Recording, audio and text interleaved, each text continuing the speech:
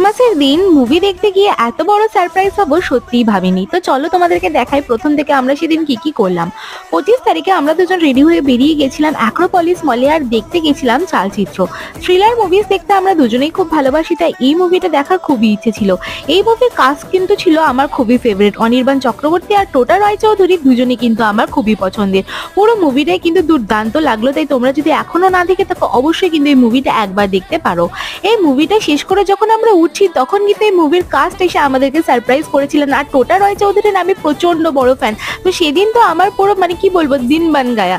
তো এই ছিল মোটামুটি আমাদের সেদিনের সারপ্রাইজ। দেন আমরা একটা ছোট মেলাতে গেছিলাম, দেন গেছিলাম সাউথ সিটিতে, সেখানে গিয়ে খেয়েছিলাম ক্যাফে কফি ডে থেকে হট চকলেট। দেন ডিনারে গেছিলাম কিন্তু আমরা মেইন লাইন চায়নাতে। আর এই ছিল আমার ক্রিসমাসের লুক। সেখানে আমরা নিয়েছিলাম একটা স্যুপ, তার সাথে ফ্রাইড রাইস, আর তার সাথে সেদিন ডাক ফেস্টিভ্যাল চলছিল। তো এই ছিল মোটামুটি আমাদের ক্রিসমাস। তোমাদের কেমন কাটলো এবারে ক্রিসমাস?